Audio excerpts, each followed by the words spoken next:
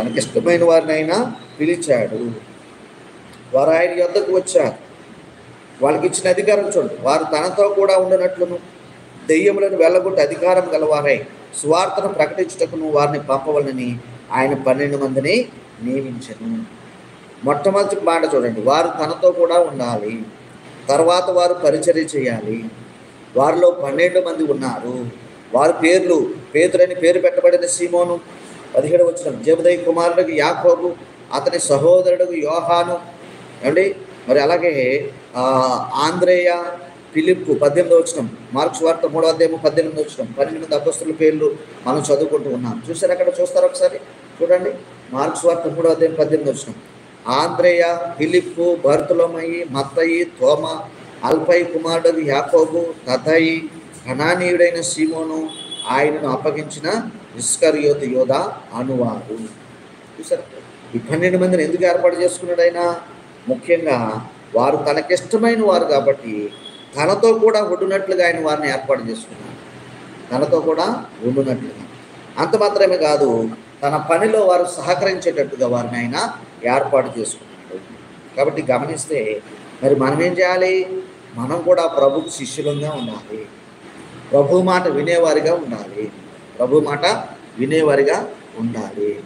ప్రభు మాట విన్న రోజున మనం ఆయనకు శిష్యులు అవుతాము. ఏమండి, మనం ఆయనకి ఏమవుతాము? శిష్యులు అవుతాము. శిష్యుడు అంటేనే నేర్చుకునేవాడు, మాట వినేవాడు.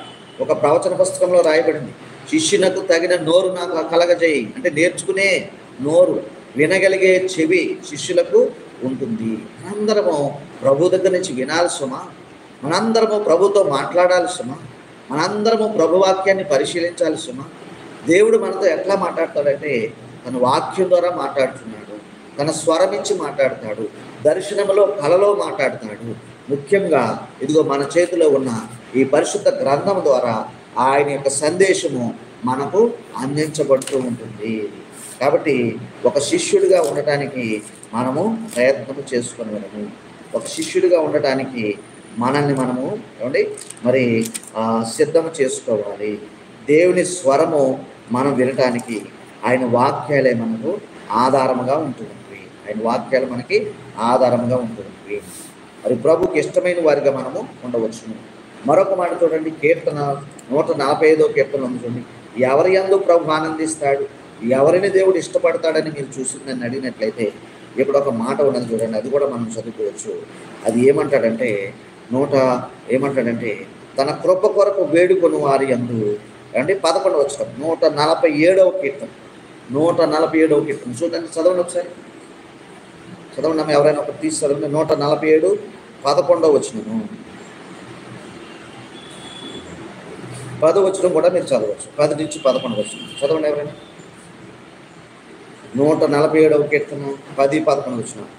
గుర్రముల బలమునందు ఆయన సంతోషించడు, నరుల కాలువ సత్యందు ఆయన ఆనందించడు. అంటే లోక సంబంధమైన బలము కానీ, నరుల యొక్క అంటే బలాధిక్యములు కానీ ఆయన ఆనందించడు. మరి దేని ఎంత ఆనందిస్తాడట చూడండి. 11 వచనం చదువుతారు. అది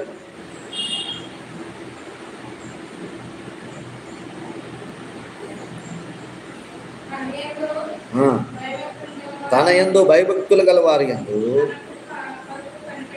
తన కృప కొరకు కనిపెట్టుకున్న వారి యందు యెహోవా ఆనందించువాడై ఉన్నాడు. 12వ వచనం కూడా చదవమ్మా. యెరూషలేమా యెహోవాను కొనియాడుము, సియోను నీ దేవుని కొనియాడుము. చాలా మీ తర్వాత చదువుకున్న విషయం చూసారండి. ఇక్కడ ఏమేమి రాయబడి ఉన్నది? ఆయన దేనిలో సంతోషించడం రాయబడి ఉన్నది.